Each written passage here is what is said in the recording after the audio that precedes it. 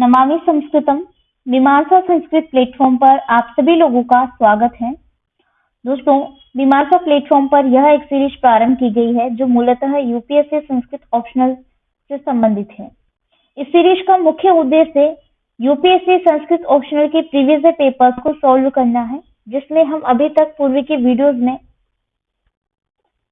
सन 2022 तथा सन 2021 के प्रश्न पत्रों को हल कर चुके हैं तथा इसके अलावा हम अभी सन 2020 के प्रश्न पत्र को हल कर रहे हैं।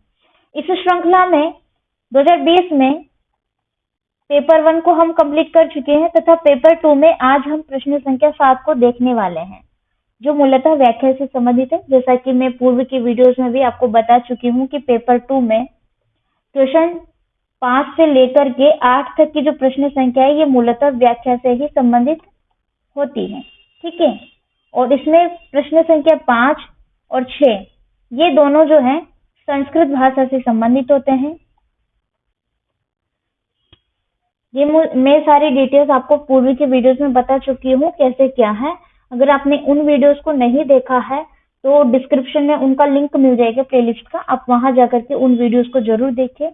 ठीक है, तो स्पेशली आज हम बात करेंगे विशेष रूप से प्रश्न संख्या 7 की, जो व्याख्या से संबंधित है। इसमें मूलतः 3 ग्रंथ शामिल होते हैं। नीति शतकम, ये आपको पूरा नहीं पढ़ना होता है, इसके प्रथम 10 पद्य ही इसके अंतर्गत आते हैं। ठीक है, 10 पद्य का मतलब 10 श्लोक जो कि सिलेक्टेड हैं, कहीं भी करंट अफेयर से किसी से चीज से अपडेट करने की आवश्यकता नहीं है, उन 10 श्लोकों में से पूछे जाएंगे। दूसरा ग्रंथ है वो है मेघदूतम। मेघदूतम भी आपको पूरा नहीं पढ़ना, मेघदूत के 10 श्लोक पूर्व के यानी प्रथम 10 श्लोक।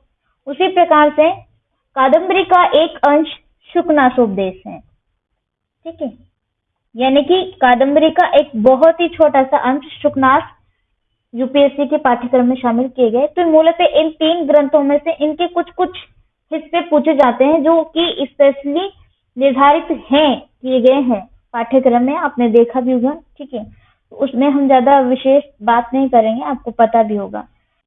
तो चलिए दोस्तों, बिना किसी विलंब के हम आगे बढ़ते हैं। प्रश्न है अधोलिखिता नाम आशय ससंदर्भम प्रतिपादनीय, अर्थात नीचे लिखे गए आशय को संदर्भ सहित प्रतिपादित कीजिए, अर्थात बताइए।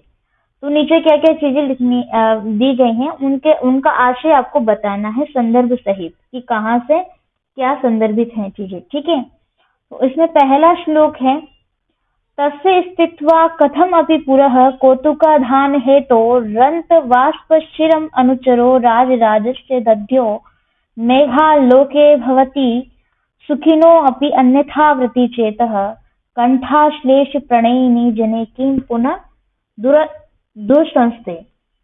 ठीक है, तो ये जो श्लोक है दोस्तों, ये मूलतः कहा गया है उस यक्ष के द्वारा। आपने यक्ष की कथा को सुना होगा मेघदूत के अंतर्गत, क्लास में भी आपको बताया है। तो यक्ष जो कि अपनी प्रिया से विलग हो गया है, 1 साल के लिए अलग कर दिया गया है, उसको श्राप मिला है और वो अभी अपनी प्रिया से अलग रह रहा है। तो जब जैसे ही मेघ मास आता है, मतलब कि माघ का महीना आता है और ये प्रारंभ होता है, तो मेघ जब आता है तो उसके समक्ष, पुरः मतलब समक्ष, पुर का मतलब होता है समक्ष या पास में, कथम अपि किस प्रकार से, किसी प्रकार से, तस्य स्थित्वा स्थित होकर के कौतुकाधान है, तो अर्थात उत्कंठा के साथ। कौतुकाधान हेतु का मतलब होता है कि अपने अंदर से उत्कंठा उत्पन्न हो गई, इस प्रकार से। तो उत्कंठा उत्पन्न करने वाले तस्य उस मेघ के पुरः समक्ष कथम अपि किस प्रकार से या किसी प्रकार से, बड़े प्रयत्न या यत्न से, ऐसा आप कह सकते हैं। तो बड़े प्रयत्न से स्थित्वा खड़े होकर के, तो कहते हैं खड़े होकर के, चिरम द्वितीय पंक्ति में, चिरम अर्थात बहुत लंबे समय तक, दध्यो मतलब सोचा। ठीक है, तो उस यक्ष ने पुरः समक्ष खड़े होकर के, तस्य उसके, मेघ के समक्ष खड़े होकर के, बहुत लंबे समय तक सोचा और उत्कंठा के साथ या उत्कंठा उत्पन्न करते हुए इस प्रकार से वो उनके समक्ष खड़ा हुआ। ठीक है, आगे कहते हैं, मेघ के दर्शन होने पर सुखी व्यक्ति जिस प्रकार से मेघा लोके, लोक का मतलब है दर्शन होने से। ठीक है, तो मेघ के जिस प्रकार से दर्शन किए जाते हैं या उसको देखने पर एक सुखी व्यक्ति होता है, सुखिनो अपि अन्यथा वृत्ति, एक सुखी व्यक्ति का चित्त भी, वृत्ति का मतलब है चित्त, तो एक सुखी व्यक्ति का चित्त भी विकृत सा हो जाता है। ठीक है, विकृत सा हो जाता है, अर्थात उसकी प्रसुप्त काम वासना जो है जागृत हो जाती है। तो फिर कंठ के आलिंगन से, कंठाश्लेष प्रणयिनी, कंठ के आलिंगन से प्रेम करने वाली मेरी जो प्रिया है, प्रणयिनी, प्रणयिनी जो प्रिया है, उस प्रिया रूप जन के दूर हो जाने पर, पुनः दूर संस्थे, दूर हो जाने पर क्या कहा जाए, कि क्या कहा जाए। ठीक है, तो यहाँ पर कहा है दूर संस्थे, दूर रहने पर, किम पुनः, फिर कहना ही क्या है एक तरीके से। तो श्लोक का तात्पर्य है कि कुबेर जो है, कुबेर का सेवक था यक्ष, उसको कुबेर के द्वारा श्राप मिलता है 1 वर्ष का, जो अपनी पत्नी से, अपनी भार्या से अलग रह करके कहीं और जगह पे वो रह रहा है। ठीक है, तो कुबेर का सेवक अपने अंदर ही आंसुओं को रोकते हुए, अर्थात वो यक्ष अपने आंसुओं को रोकते हुए उत्कंठा को उत्पन्न करने वाले उस मेघ के समक्ष जैसे तैसे स्थित होकर के, यानी कि किसी प्रकार से खड़ा होकर बहुत देर तक सोचता रहा, दध्यो मतलब सोचता रहा। और मेघ के दर्शन होने पर जिस प्रकार से कोई एक सुखी व्यक्ति भी होता है ना, तो उसका चित्त भी विकृत होता है, मतलब कि उसके अंदर भी एक काम भावनाएं जागृत होने लगती है। ठीक है, तो उसी प्रकार से मुझ जैसे यक्ष के दूर हो जाने पर, जब मैं मेरी प्रिया से दूर हो गया हूँ, तो फिर कहना ही क्या है या कहा ही क्या जाए। कहने का मतलब यह है कि कंठ के आलिंगन से प्रेम करने वाली जो मेरी प्रिया है, जिसको मैं इस प्रकार से आलिंगन किया करता था, उस प्रिया से दूर हो जाने पर तो फिर कहना ही क्या है, मतलब उसके अंदर भी काम भावनाएं जागृत हो रही है यक्ष के अंदर, क्योंकि वो तो दूर है। अब जो सुखी व्यक्ति होता है, तो मेघ अर्थात मेघ जब आते हैं, बारिश होती है, तो एक सुखी व्यक्ति के अंदर भी काम रूपी भावनाएं जागृत होने लगती है। उसी प्रकार से यहाँ पर यक्ष अपने विषय में कह रहे हैं, जो कि अपनी प्रिया से दूर हो गया है। ठीक है, तो उम्मीद करती हूँ ये श्लोक आपको समझ में आया होगा। नेक्स्ट श्लोक है दोस्तों, प्रसह्य मणि उदरेन मकर वक्त्र दृष्टांतरात् समुद्रम अपि संतरेत प्रचल दुर्मिमाला कुलम भुजंगम अपि कोपितुम शीर्षि पुष्पवद धारियेन न तो प्रतिनिविष्ट मूर्ख जन चित्तम आराधिये। ये श्लोक जो है नीति शतक से संबंधित है। नीति शतक महाकवि भर्तृहरि की रचना है और इस नीति शतक में से मूलतः 10 श्लोक, प्रथम 10 श्लोक ही पाठ्यक्रम में आते हैं। ठीक है, तो इसमें से ये श्लोक संख्या 4 है, चौथा श्लोक है। इसमें भर्तृहरि कह रहे हैं कि व्यक्ति चाहे तो क्या कुछ नहीं कर सकता, अगर वो ठान ले तो बहुत कुछ कर सकता है। और उदाहरण दे रहे हैं और उसके विपरीत का भी उदाहरण प्रस्तुत कर रहे हैं। कह रहे हैं कि मकर वक्त्र दृष्टांतरात्, अर्थात मकर का मतलब होता है दोस्तों, यहां से विभाजन करेंगे तो मकर वक्त्र दृष्टांत, यानी मकर का मतलब मगरमच्छ होता है।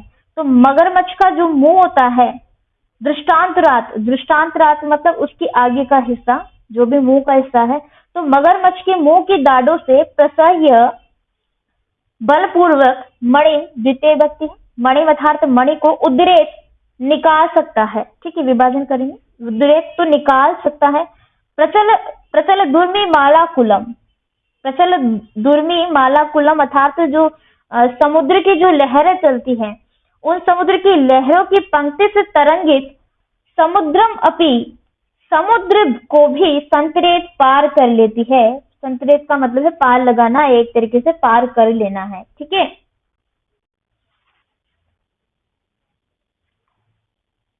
कोपितुम, कोपितुम का मतलब है जो क्रोधित हुआ, इस प्रकार से। भुजंगम अपि, सांप भी, भुजंग का मतलब क्या होता है? सर्प, सांप। तो सांप को भी पुष्पवत, पुष्पों के समान या पुष्प की तरह शिरसी, सिर पर धारियेत, धारण कर लेता है। नेक्स्ट पंक्ति है प्रतिनिविष्ट मूर्ख जन चित्तम आराध्येत। प्रतिनिविष्ट मूर्ख जन चित्तम अर्थात एक जो प्रतिनिविष्ट, एक जो दुराग्रही व्यक्ति होता है जिसने पहले से अपनी बात को निर्धारित कर लिया कि अब यह है तो ये चीज सत्य है तो यही है, चाहे वो कितनी ही असत्य क्यों ना हो। तो जिसने पहले ही अपने विचार मतलब एक तरीके से ये सोच लिया कि यही है, चाहे सामने वाला कोई कितना भी समझा ले, उसको दुराग्रही व्यक्ति बोलते हैं। तो मूर्ख जन चित्तम अर्थात तो दुराग्रही व्यक्ति का जो एक तरीके से जो मूर्ख व्यक्ति है, उस मूर्ख व्यक्ति के हृदय को, चित्तम अर्थात हृदय को, तू तो न आराध्येत, कोई नहीं समझा सकता। इसका विभाजन करेंगे, न, ये न तो यहाँ है और आराध्येत यहाँ है, तो आराध्येत और आगे न लग गया तो नहीं समझा सकता है। इस प्रकार से कोई नहीं समझा सकता है। तो यहाँ पर भर्तृहरि कहना चाहते हैं कि मनुष्य यदि चाहे तो मगरमच्छ के मुंह की दाढ़ों से भी बलपूर्वक मणि निकाल सकता है। मणि अर्थात मणि को निकाल सकता है, जबकि आप जानते हैं कि मगरमच्छ कितना खतरनाक प्राणी है। ठीक है, तो उसके मुंह और उसकी दाढ़ों को, जबड़ों को फाड़ करके व्यक्ति का अगर सांस है तो वो उसके अंदर से भी एक मणि को निकाल सकता है। उसी प्रकार से आगे बोल रहे हैं उदाहरण देते हुए कि चंचल जो तरंग माला है, उस चंचल तरंग माला से शुद्ध समुद्र को भी तैरकर पार किया जा सकता है, जिसमें बहुत ज्यादा तूफान आ रहा है, जिसकी लहरें बहुत ज्यादा हिलोले लगा रही है, उस समुद्र को भी कोई इंसान पार कर सकता है अगर उसमें साहस तो है और उसने ठान लिया है तो। और आगे फिर उदाहरण देते हुए भर्तृहरि कहते हैं कि व्यक्ति ने अगर ठान लिया और साहस कर लिया तो जो भुजंग की माला है, भुजंग अपनी सर्पों की माला को भी पुष्पवत, पुष्पों की माला की भांति सिर पर धारण कर सकता है। यानी कि अत्यंत क्रोधित सर्प को कोपितम भुजंग अपि, क्रोधित सांपों की माला को भी वो किस तरह सिर पर धारण कर सकता है, जैसे तो कि वो कोई फूलों की माला हो, इस प्रकार से उसको सिर पर धारण कर सकता है।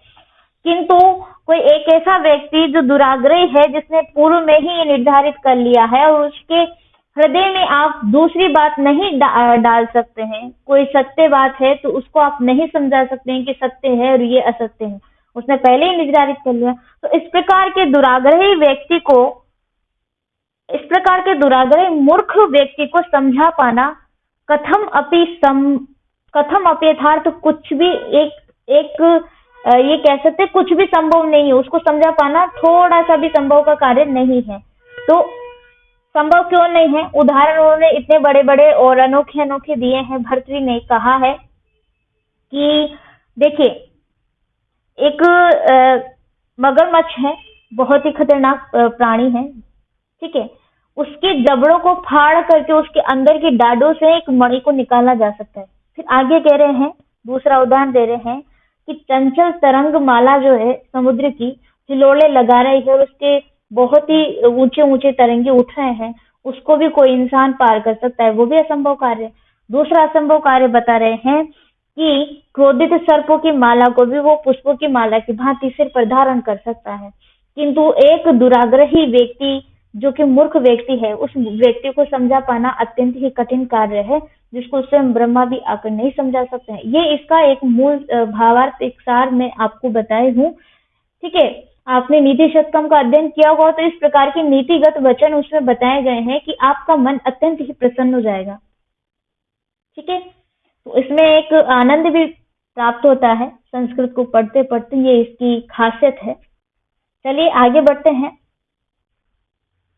तो दोस्तों, इस प्रकार से हमने अब तक 2 श्लोकों को देखा है, क्रमशः मेघदूत से संबंधित श्लोक तथा नीति शतक से संबंधित श्लोक। अब हम देखेंगे एक गद्य, ठीक है, जो कि शुकनास से संबंधित है। शुकनास में गद्य ही है, आपको पता भी होगा, गद्य कृति है कादम्बरी, तो कादम्बरी का ही तो एक अंश है शुकनास। तो इसमें उपदेश दिया जाता है। उपदेश किसके द्वारा दिया जाता है? शुकनास एक मंत्री हैं, वृद्ध मंत्री हैं और काफी एक्सपीरियंस पर्सन है। तो इनके द्वारा जो है एक राजकुमार को ये दिया जाता है, उपदेश दिया जाता है कि किस प्रकार से उसको अपना राजपाट करना है और आगे क्या है। अब वो नया नया राजकुमार है, नया नया राजा बनने वाला है, तो उस सब चीजों से अनभिज्ञ है। उसमें क्या गुणवत्ता होनी चाहिए, किस प्रकार का उसका सोच समझ होनी चाहिए, ये एक गुरु के रूप में उनको उपदेश देते हैं। ठीक है, उनका नाम है चंद्रापीड़।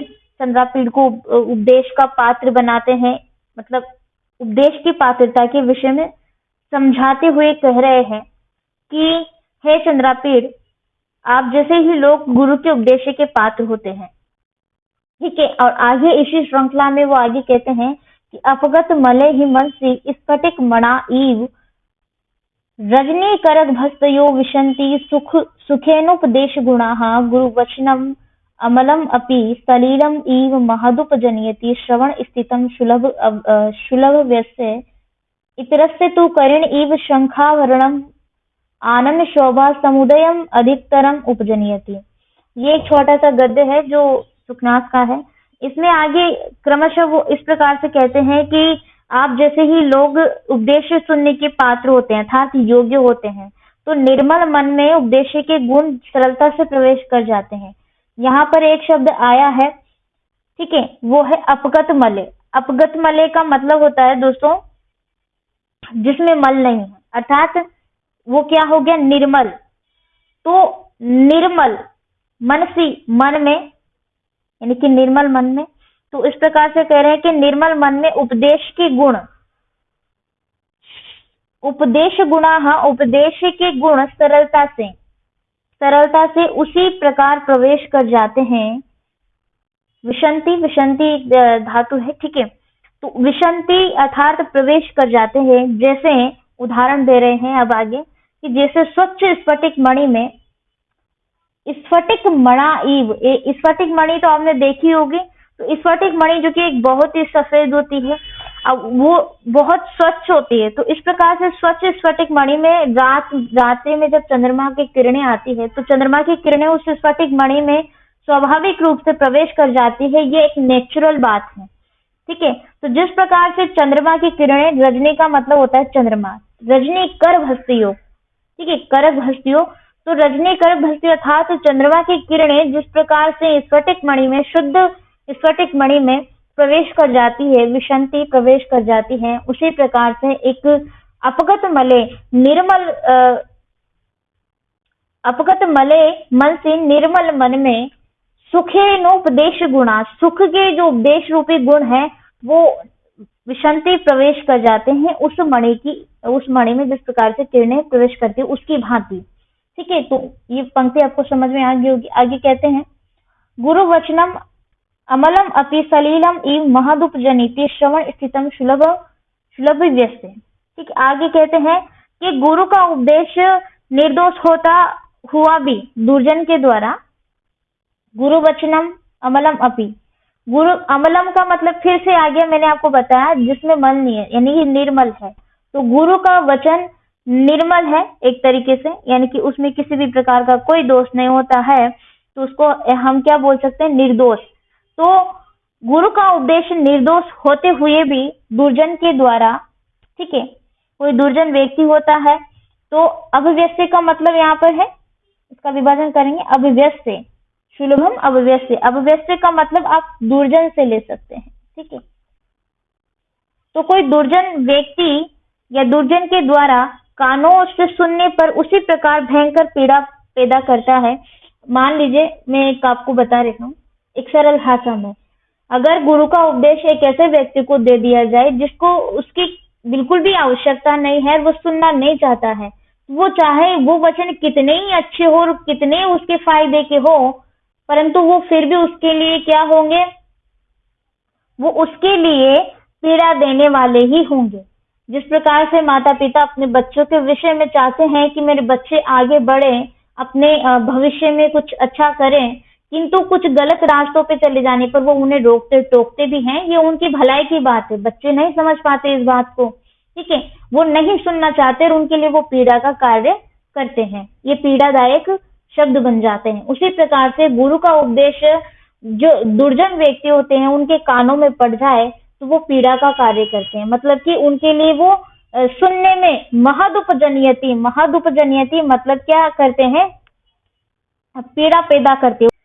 तो यहाँ पर एक छोटा सा उदाहरण के माध्यम से भी बता रहे हैं कि जैसे निर्मल जल होता है ना, निर्मल जल, तो वो निर्मल जल भी कानों में चला जाता है तो वो भी कष्ट देने वाला होता है। उसी प्रकार से गुरु का उपदेश दुर्जन व्यक्ति के लिए कष्ट देने वाला ही होता है, शुद्ध होते हुए भी। और उसी प्रकार से उदाहरण दे रहे हैं कि निर्मल जल भी जो है ना, किसी व्यक्ति के कान में चला जाता है तो वो उसको कष्ट प्रदान करने वाला ही होता है, चाहे वो जल कितना ही निर्मल क्यों ना हो।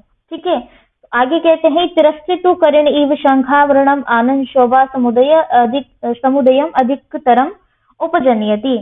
आगे कहते हैं कि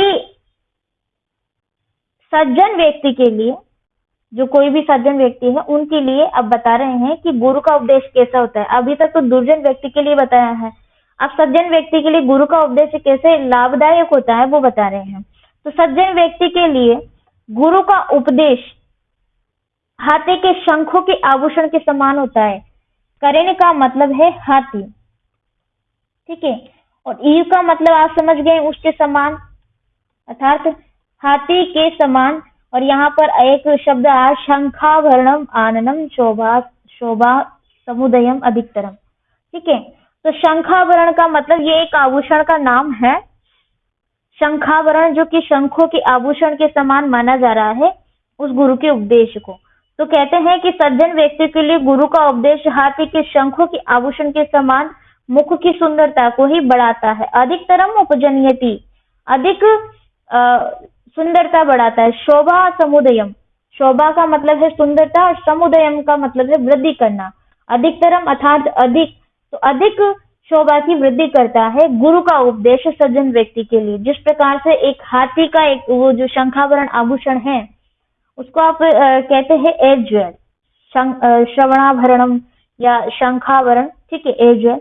तो जिस प्रकार से वो एक हाथी के मुख पर उसकी शोभा को बढ़ाता है, उसकी सुंदरता में वृद्धि कर देता है, उसी प्रकार से एक सज्जन व्यक्ति के लिए गुरु का उपदेश भी क्या होता है, एक उसके कानों की शोभा को ही वो क्या करता है, बढ़ा देता है। तो इस प्रकार से यहाँ पर उपदेश दिया जा रहा है चंद्रापीड़ को उनके गुरु के माध्यम से, ठीक है, सुखनाथ के माध्यम से। तो उम्मीद करती हूँ क्या कहा जा रहा है, किस प्रकार से बताया जा रहा है, वो चीजें आपको क्लियर हो गई होंगी। फिर भी कोई डाउट आता है तो आप पूछ सकते हैं कमेंट बॉक्स के माध्यम से, कमेंट में कमेंट करके, कमेंट बॉक्स में, ठीक है। और अब मैं मेरी वाणी को यही विराम देती हूँ। आप सभी लोगों का बहुत बहुत धन्यवाद। नमामि संस्कृतम।